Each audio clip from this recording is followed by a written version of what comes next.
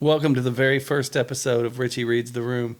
Me and my dear friend, Keith McGill. You almost forgot my name. I did not. You almost forgot. I heard that big part. Me and a different, what's his name? I heard you. I heard the wheels turning in your tiny, tiny head. The bad thing is you can't hear the wheels turning. I can, and you need some WD-40 because they're kind of squeaky. Buddy, if you had any idea how much WD-40 I actually have. How much WD-40 do you actually have? Actually, just from Are you coming on to me right now on our first podcast? This is a little untoward, but I'll go with it. I'm easy. I'm flexible. There's something I want to say to my dad flexible. and I'm everybody. Very, very flexible. I'm so sorry.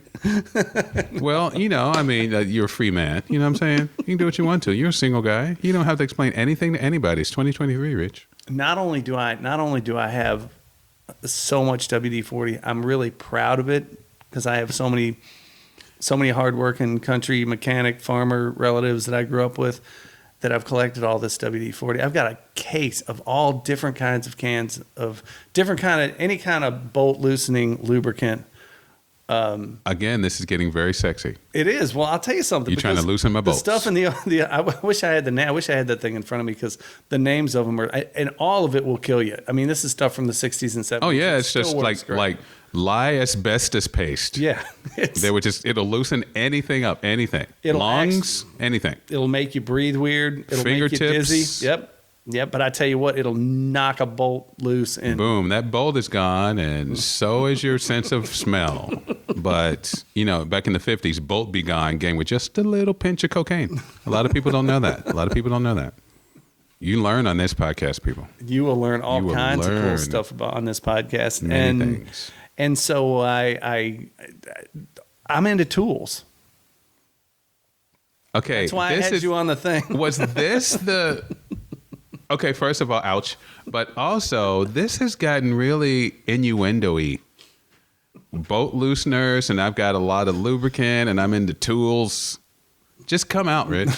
You don't need a podcast to come out. You don't have to have behind microphones and technical equipment. Just tell everybody who you are. If I ever do come out, I'm coming out at Home Depot.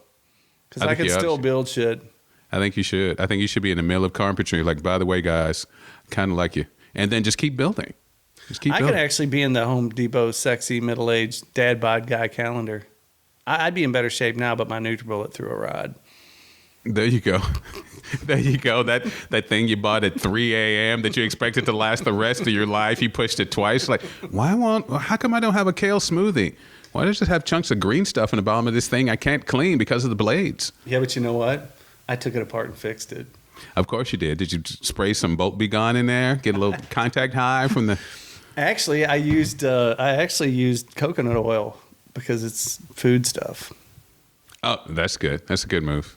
Now you're all worried about safety and health all of a sudden. Like before, it's like, sure, just spray it with motor oil. It's fine. Tasty. And now you're like, I use coconut oil and perhaps a little safflower oil. For instance, okay, the treehouse out there, I coated all the posts with used motor oil because termites won't eat it if it's covered in motor oil. So I've stained it with motor oil that was free from my oil change. So when we grew up, that's how much you could, my parents and grandparents were Depression era people. So right. Anything you could reuse was like a big badge of, if you could figure it out without spending money or you could use something. Exactly. My uncle, God love him, he was in with all the guys. This is back before they, by law, had to throw stuff away that was bad or at least mark it down for a certain period of time. My uncle was friends with like butchers all over the city. Mm-hmm. And it'd be like, look, when you get ready to throw that meat away, let me know. Just put it out in the dump. Call me and put it out in the dumpster. And then I'll come and get it. And he would do that. He would feed his family with like, this meat is a tiny bit green. And he would just bring it home and just, scrape it up, cook it. Oh, no, scrape it off. Crazy talk. No, he would just put it in a big, like a barbecue pit he made out of a steel drum and just be like, ribs. I don't know what animal, but they had ribs, whatever animal it was. I follow a bunch of professional dumpster divers on TikTok, and they go in there and they pull out all kinds of food. And people, too, are so terrified of food now that they won't. I know somebody. Well, his daughter told me I drove from my house to Indiana, and she didn't want to eat the food because of the trip from here to 30 minutes away. She thought it would go bad in between that time. Did you know you can leave mayonnaise out? You don't have to refrigerate it. No, I didn't know that because I haven't had botulism. Well, I've got a cousin who tested the limits of that. He's not with us anymore, but you can. There you go. That's the limit. I guess dying. He got to the limit of leave your Miracle Whip out. My mom used to say when stuff was when food was bad, she would go, "It's just a little tired." That's great. It's just a little tired. It's just and then she'd put it in the pot, cook it up. There have been so many things I've cut the ends off of, or moldy bread. We used to have bread, and it would sit and get moldy, and so we would just tear out the little green spots and still eat it. You'd pinch them off like you were popping a tiny zit on a ferry. Like a little tiny bread pimple. Yeah. And then cheese, do you do the same thing with cheese? Cheese, we'd slice off whatever corner, so we have this weird trapezoidal shape. Cheese, it started out as a square, and then we just shaped it like, what is that? Well, it's a Sphinx. All right. Egyptian grilled cheese sandwiches, ladies and gentlemen. Very exotic. Yeah, that's how she would do it. And then, of course, my dad would eat anything. And one time, he took a bite of a bologna sandwich and then went, made a face and put it down. And I came wandering in the room, and I went to take a bite of it. And my mom went, "Don't touch that. Your dad didn't eat it. Don't eat that." If your father won't eat it, it's deadly. She did. I love you too much, son. She didn't even go back and tell him to spit it out because she knew he'd be all right. The dude had, unbelievable. That's a true story. She ran up and said, "Don't eat that." He wasn't even like, "Oh, this is awful," or "Oh," what was he like? That was it. That was the whole reaction. Like, he considered it. He considered eating the rest of it. But my dad had my dad was he grew up in the country, and when he finally went to a city school, well, his first school was a one-room schoolhouse that's still on our family farm. And my grandmother, who was born in 1898, got her education in that one-room schoolhouse. And it was so small, he skipped a grade because he was the only kid in fourth grade. So when he went to fifth grade, he just had to go in with the sixth graders. So he graduated early. But when he finally went to Salem High School, Holy G, over in Salem, Indiana, he never got to have bologna because they had fresh butchered meats. And he said he would trade his 1.5-inch thick pork tenderloin sandwich for a bologna sandwich because he couldn't get it at home. Can you believe that? Can you imagine? Like, let's go find Rich's dad. Oh, let's go find Ragains. He's got filet mignon. Oh man, he'll trade you for potted meat. Oh, he did. He would trade all that stuff. And he said when he was little, the big thing at in Christmas time, there was a guy that would come through on a wagon and bring fruits from down south, like bananas and orange. He said oranges. Yeah, were the huge thing because there were, in 1935 there were no oranges in Indiana. Right. Well, and that was a thing too. I remember I was thinking about this last Christmas where it was like, it was a huge treat. Like you go to somebody's house and they'd have a bowl of oranges and nuts and a nutcracker. It's like, it's Christmas. I can have it orange. Can I have the whole orange? Because oranges were really expensive because like they didn't have the way to get them here. They literally just said, all right, we're going to take these oranges from Florida to Kentucky, but it's going to cost you $1 million. Mm-hmm. And now it's like, people have oranges and they're, like down the street in some greenhouse, and they just kind of, they start green, and by the time they get to your house, under ultraviolet light or whatever.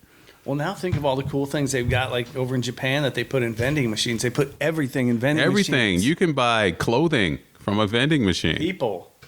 It's a lot of yen. Right. Like this guy just standing there, coin after coin after coin. I want that one. Coins. I never thought about if there was a person on the inside when your cookies got stuck.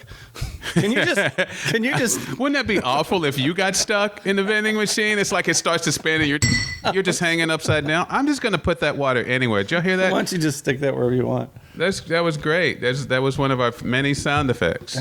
Okay, the movie It's a Wonderful Life? I do. It's a wonderful movie. Okay, it is a wonderful movie. Okay, do you remember the part where Uncle Billy, he goes to send him home? He's all drunk. Remember his Uncle Billy? Yes. And he goes, okay, and he sent him outside, and he says, hey, he goes, where's my hat? Where's my hat? Your hat's on your head. Where's my house? Where's your house? And he goes, your house is down this way. He turns him, and he walks off, and he's going, my old Old Irish Rose, and then you hear the crashes in the trash cans and all this stuff going everywhere. Right. That was a total accident. There was a stage kid that was brand new on the set, and he fell over and knocked into a bunch of reels and stands and shit. And it was so perfectly timed, they left it in the movie. That is great. It's great because it happens that way. So many wonderful coincidences in life. Mm-hmm. Like what? Like the one you just said. Remember when you were talking? Remember? That counts. The thing you just said counts. I think It's a Wonderful Life. I think It's a Wonderful Life. Oh, you meant the movie. I love that movie. I love that movie so much. It's a utopian story. The basis of the story is here's what life would be like. You got a chance to see what it's like if you're not in it. And turns out it's way cooler because you were in it. That's a utopian story. That's really the thing. I mean, like he saved somebody's life. He got married out of the swimming pool. He saved the house. It's not Pottersville. And Potter, what a bastard. The pool is still there. The pool is still in his LA, school? It's in Los Angeles, and it's still a working pool. That's so great. In a high school, in a real high school. That is so great that you could just move the gym. Can you imagine? That was just what they did. Like, there's a pool under here. I mean, okay, dude, first of all, the acting. Okay, I was talking to Bowers, and Bowers is a modern guy. I'm an old school guy. He thinks black and white movies are dumb because they're black and white movies. I'm like, you can't see the story and the acting and the greatness of what they did. And they had less to work with back then, so they couldn't do all this CGI shit. Right. I think they have to do it for real. Like, Buster Keaton was actually hanging on to a clock. Dude, Jackie Chan ain't shit compared to Buster Keaton. No, I mean, that was amazing. Like, it really was stunts. Like, it wasn't, it's like, don't mess up because you'll die. Yeah. It wasn't like, let's, get it right the first time. Oh, man, he was crazy. I found some stuff on him. I actually pulled up a book on Audible. I haven't started it yet. I found a book on him. The stuff he did and the timing to do it with. Right. It was crazy. Okay, It's a Wonderful Life. All the snow was spray painted cornflakes. So there was somebody's job it was to just go out and spray paint cornflakes. All of Pottersville. Or Bedford Falls. That's kind of fun. I do love it when they did that, when they had to figure out what things were going to look like in black and white, and they knew it's like, well, we can do this because it won't matter. Like, Who's Afraid of Virginia Woolf? Mm-hmm. Elizabeth Taylor was actually much younger than Richard Burton, but she had to be his same age. So they gave her this horrible makeup that if you did it in color, she'd look horrible. But black and white, just because of the way black and white film works and lighting works, she just looked older. She did, and she looked like my crazy neighbor, but acted like my ex. In that. A lot. I don't know if you saw the movie more than once, but yes, I think one of the ways that you get initiated into the gay club is that you have to watch. It's like a hazing. You have to watch. You have to watch Who's Afraid of Virginia Woolf and Auntie Mame at least 5 times a piece, and then they quiz you. What was the other one? Auntie Mame. Gayest movie ever. It's about this kid who's, I think he's supposed to be gay, but he sort of meets somebody and slides by it. And his father dies. He goes to live with his aunt who shows in the world. It's so gay. So gay. What year did that come out? Like in the 50s. So what are other, besides the obvious ones like Grease and stuff, what are other gay anthem movies? Okay, now Grease. How did Grease become a gay anthem movie? This is a straight guy talking about came out Grease. Of the closet Grease is a gay anthem movie. It's not. It's not. Grease is a musical, isn't it? It's gay, isn't it? There's no gayness in there. Well, John Travolta. Oh, I didn't say it. Don't sue. Oh, so gay or not gay? John Travolta. Yeah. He's got to be. John Travolta. Tom Cruise, all these people, all these Scientologists who've like given them all their secrets, and now they're all like, "Shh, don't tell." Oh, we won't tell. Give us a lot of money. And they're like, "Okay." Dude, Tom Cruise. Who ever thought he was doing his own stunts? You seen what he's doing? Yeah, still. Did you see him jump off the mountain ride a motorcycle off a mountain with a parachute on? No, because I stopped watching Tom Cruise after Risky Business. Okay, I don't blame you, but you know what? I was always like, oh, Tom Cruise, he's kind of whatever. He's this, that, or the other. But not only the fact that now you ever follow a guy for so long with whatever, and then Right. you're like, you look at his work and you're like, wow, maybe I didn't really realize how great he was. Kind of like Yeah. people look at me, Yeah. And so, And then they go, oh, wait, he's not. Kind of like people look at you. yeah, I'm starting to pick up on that. And but he rode down. Okay, you know those agony of defeat ski slopes that Right. come down and go launch way up off Right, sure. top of a mountain in Austria or something. He rode a dirt bike off of this damn thing at 100 How miles an small hour. is his penis dude. that he needed to motorcycle off of the wild world of sports agony of the feet ski ramp? Dude, I don't know how small his dick is, but his balls are huge because, man. That's probably why his he rode penis is so small. Completely off with a parachute, and then went down, separated from the bike, poof, dropped the parachute. Bike exploded 5,000 feet down or something. Sure. He actually did jump out of those planes. Yeah, no, I don't doubt he jumped out of the He did one plane. where he was hanging from the side of a skyscraper, and the safety guy on the set said, the stunt safety guy said, you can't do that. So you know what he said? I'm getting another safety dude. Good for him. He hung on the side of the building and ran. But then he almost killed a guy for not wearing a mask on the set. But yet it's okay for him to shush off a ski slope and a motorcycle. You got to pop my bubble, don't you? You know what? No, you know what? Safety is safety is safety, Tom Cruise. But you're not going to get these kick-ass movies if somebody doesn't take a risk. Well, what if we did a movie about the dangers of COVID? I think that's the next movie. I think we should have a movie where a guy one man walks through town, maskless. He stops at a vegan restaurant. And he eats the sprouts, even though there's a day old. Dude, are you sure you want to eat those alfalfa sprouts? Give me the sprouts! Rich Reagan's dad wouldn't even eat these sprouts. You need to watch this movie. I don't think my dad ever ate a bean sprout. Not on purpose. It was totally accidental. He said, spit it out. What is this, a hair? If it was green, he'd still eat it, man. He'd still eat it. So I went to Kearns Corner and had lunch with a buddy today. Have you been to Kearns Corner? I don't know. What corner is it on? It's on Kearns. What is the corner? Okay, you've never been there? You got to go there with No, I don't know from Kearns Corner. Okay, Are Kearns they both Corner. spelled with a K? Yeah. Of course they are. Of course, there are a lot of white dudes in there. Oh, surprise. I've never... Kearns Corner got white guys. Wait, slow the bus down and let me get on. No, I got to tell you about this place. It's a little bitty bar that serves these flat top cheeseburgers, and every day it's got chili bean soup. You can get a bologna burger there. I'm sorry, wait, back up the bus. Bologna burger, so a burger with bologna on it?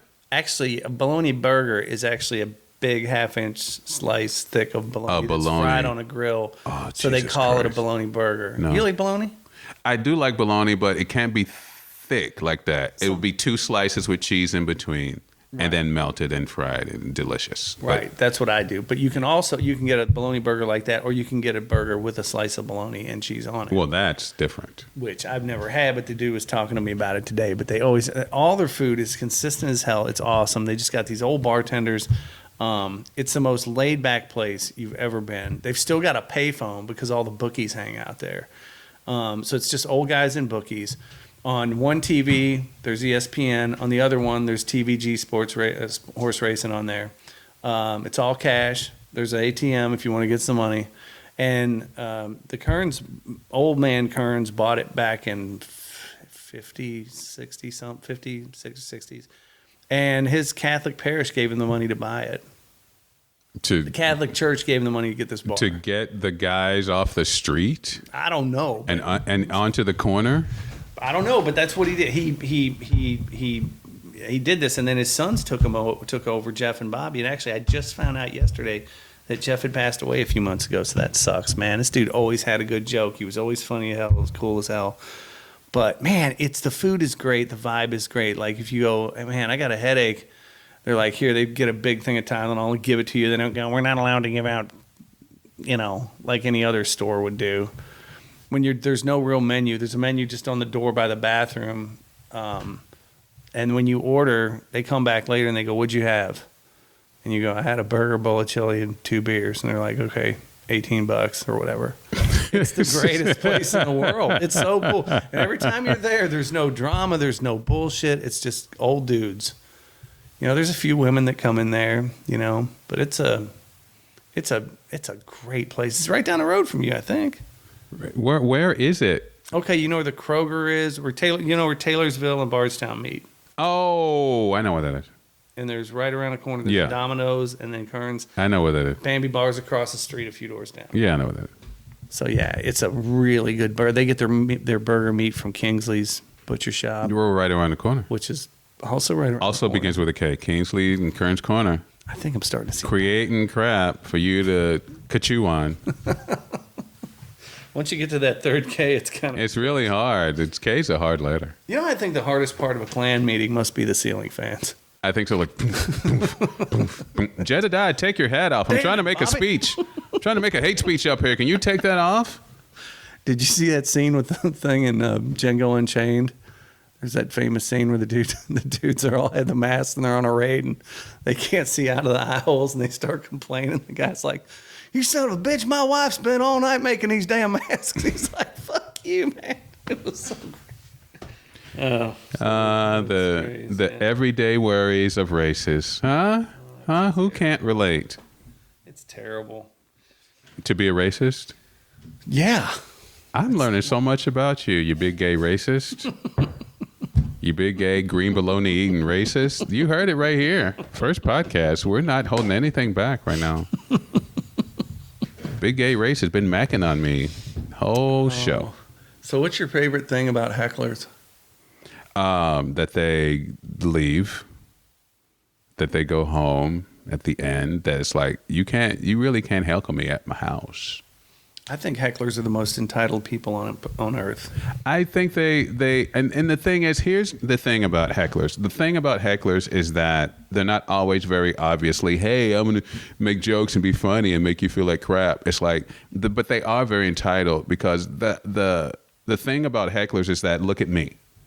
And it could be some guy who just didn't want to come and doesn't like that you're funny and he didn't expect it, so he's got to ruin it. Or it could be, I'm getting married tomorrow, or it can be, it's my birthday, or it can be, I'm going to talk on my phone while you're on the thing.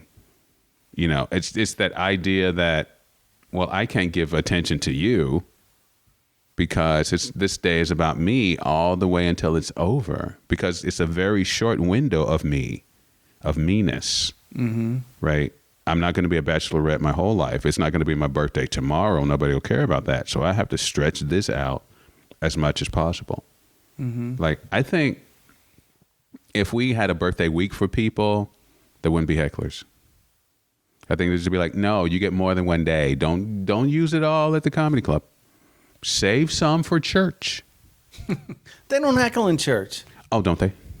Oh, I mean, white church, they don't heckle. And also with you, that's not a heckle.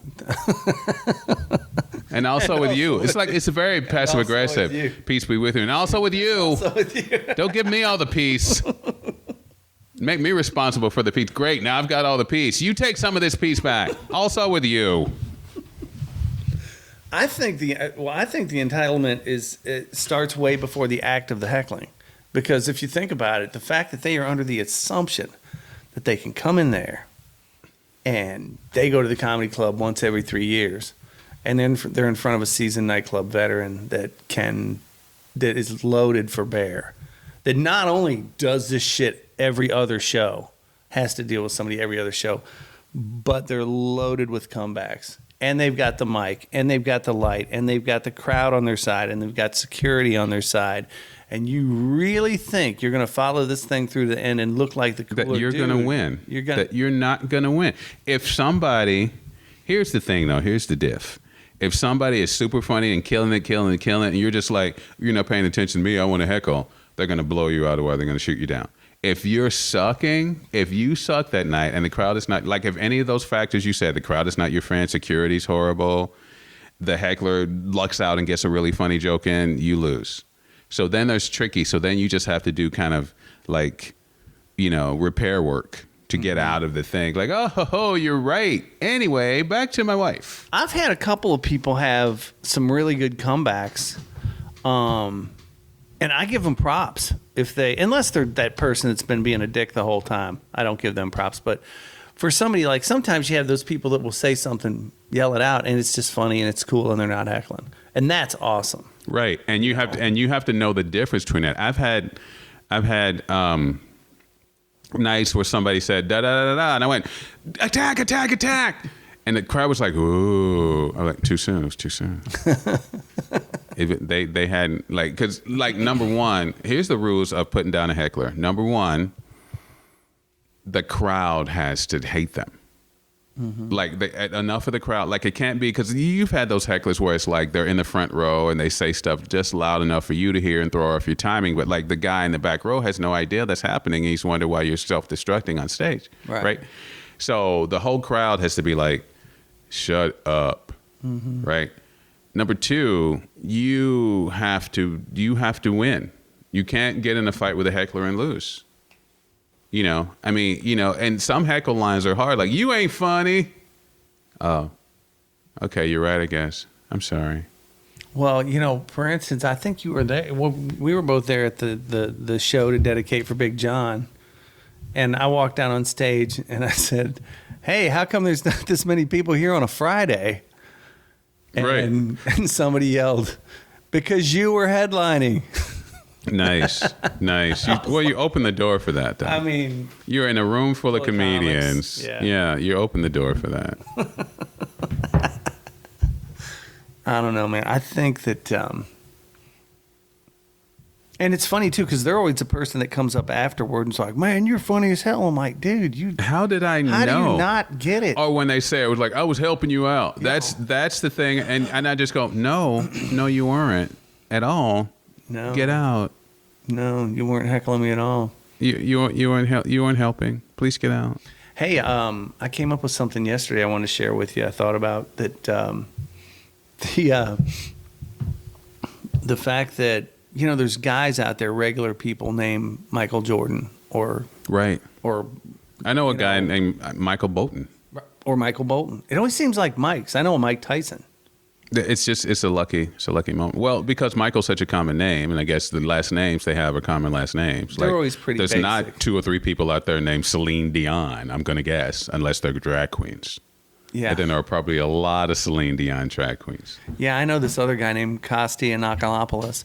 And no, but I thought about this. I know a bunch of people out west, and I know some Native Americans, and they all still give Indian names to their families. So if you take any color and any animal part, there's an Indian right now named that. It's, you know, red hoof or black tail or whatever. There's always something. And with that being said, I thought about it yesterday. That means somewhere right now there's an American Native Indian out there named White Claw. I don't doubt it. I think is just. I don't doubt it. I bet they are dragging that guy. Hey, White Claw. We could probably find out right now. We could probably find out if there's a Native American Is there a guy named White Claw. I'm going to look it up right now. You should look that up right now. It's very exciting. There's got to be one. He's got a whole gang of white women chasing him around. Complaining that his flavor is wrong. his spirit. You aren't sweet enough. His spirit animal actually wants to talk to the manager. Oh, I love it. I love it. I love it. I love it. I bet there's got to be something like that. There has to be, and if there's not, you've just really pissed off a lot of Native people. But there has to be. So you better hope Google turns this up. Well, I mean, just by luck of the draw, there would have to be, you know. But there'd have to White be Claw. a guy named White Claw. I mean, people name their kids after all kinds of stuff. There is White Paw, but there is not White Claw. There's a White Claw out there somewhere. Well, okay. That's probably on purpose they did not say White Claw because, like, no, we can't do that. Somebody said... That's like naming your daughter Cinnamon right off the bat. You have doomed her. There's a lot of, you know... There's a lot of cinnamons out. There's a lot of cinnamons out there, dude. Exactly. I mean, there's that dude down in Alabama. He named one of his kids Roll, and the other kid Tide. No. Oh, he did. And it was the guy. No, it was the guy that poisoned the the trees at Auburn. They had these 250-year-old trees at Auburn, and he went down there after Auburn beat Alabama and poisoned them and killed them both. See, that's And he is, or they're child named like abuse. Crimson and Cream or Roll Tide or something. I mean, it's really like that bad. There was a guy, he was on The Price is Right, and his name was Rolls Royce. Like literally that. Rolls-Royce. And his children, he had 3 children. And here's the funny part. One was Rolls Royce Jr., yes. One was Mercedes, yes. One was like William. I'm like, did you run out of cars? Did you, like, you don't have like a little, come here, Peugeot, I need to talk to you. But the question is, was he drinking on the days he named the kid William or named the other kids' car names? I think William, he just forgot. I think he just forgot. Like, No. oh, you're supposed to be Jeep. No, you know what happened? This chick showed up at his door 5 years later. It was like, this is William. This is William. He is no longer 4x4. I don't know what kind of ridiculousness that was. Okay, if your fingers could shoot condiments, and these 5 condiments were the only ones you could use the rest of your life, what condiments would you choose? What condiments would I choose? Well, mayonnaise, Obviously. ketchup, poppy seed dressing. Really? Yes. You're kidding me. It's a dip. It's a salad dressing. Yes. Yes. I would have mayo and mustard, but it would be good mustard, like Grey Poupon. I would have honey mustard. I wouldn't have. I don't like honey mustard. I don't like Grey Poupon. This is where we part ways. How do you not like Grey Poupon? How you not like honey mustard? Because it's got honey in it. And mustard? The honey, I like other kinds the honey of and the mustards. mustard have to work together to make a delightful, sweet yet spicy combination. I don't like my sweet and my savory together. Well, then we can never date. Well, I know, but I'll tell you something. So all of that Okay, now courting what you about- did before is gone to naught. What about all the? What about regular old yellow mustard? No. I think I might like it better, except that was the only condiment we were allowed in my house French's when I was a type kid stuff? because my mother didn't like ketchup. So like there were these little glass bottles of ketchup that used to be about 5 ounces or whatever. And I would drown everything in ketchup. So they'd last about 4 minutes. And then my mother wouldn't buy another bottle for like 2 weeks. Like ketchup was like a sacred thing that you had to save up for. But we had mustard all the time. How So- funny, Hattie McGill. Are you a ketchup pack hoarder? I'm not a hoarder, no. No, I don't, like if they say, do you want ketchup? I say no, because I always have ketchup at home. Or I just do without it. Like I don't get ketchup at drive-through places or whatever. Ketchup on fries and ketchup a little shot on top of a meatloaf. That's all I have to do with ketchup. Yeah, You'd think I'd like it more because I like everything. I like tomato-y. ketchup on hot dogs, but people say you're not supposed to, and those people can go to hell. Ketchup and mustard. Yes, mustard, because again, sweet and spicy. You tell me you don't like it, and there don't it like is. it. There No, it is. there's only two- It just happened. Mine's depends on my options. Okay, so for instance, if I have options with my hot dog, I'm going to put mustard and mayo on my hot dog. Now, if I'm at a place where all I have, like I'm at a Catholic Julian's ball games at St. Martha, the Catholic booth, all you have is ketchup and mustard. I will do ketchup and mustard there, but that's the only time I do it. And sometimes it's kind of refreshing. I like, and I think it came from the fact that we never had mustard, but we always had like salad dressing. We didn't have mayonnaise. We had salad dressing because it was cheaper. Weird. Yeah, well, black people do salad dressing, white people do mayonnaise. This is one of the things that you and I are never going to meet. It is on. not that cheaper. Never. It's not. How much it's cheaper actually is it? salad dressing is cheaper than mayonnaise. Yes. Why do they call it salad dressing? You don't put it on salad. You're dressing a salad. What do you mean? You dress a side macaroni salad to potato salad, egg That's where salad. the mayonnaise goes. No, mayonnaise is from the French for, ooh, this is kind of bad. No. That's what mayonnaise. Do you like deviled eggs with mayonnaise or Miracle Whip? Deviled eggs, I'm not 100. Like when I was a kid, I loved deviled eggs. Now I'm not a big fan. Unless if you put pickles in deviled eggs, we can be together forever. Well, hot sauce. That's how you woo me. Hot sauce is the other kind. No, see, I don't like hot sauce at all. I don't like Frank's or whatever. Hot sauce. You don't Again, like Frank's? this is the thing we're discovering. This is the thing we're discovering about each other. I'm and thinking why. it's not going to work. Is pickle relish a condiment? Dill pickle is. But shooting that out your finger, that's got to be uncomfortable. You know what? If I have condiment fingers, I can get attachments to help me. I've been called worse. Hey, Condiment Fingers, watch your mouth. Fuck you, White Claw. Grandma's right there. God, that would be a really horrible Native American name. We will call you Condiment Fingers. Ah, great. Man. Did you just spin the wheel of things and body parts again, and I got Condiment Fingers? Ah, great.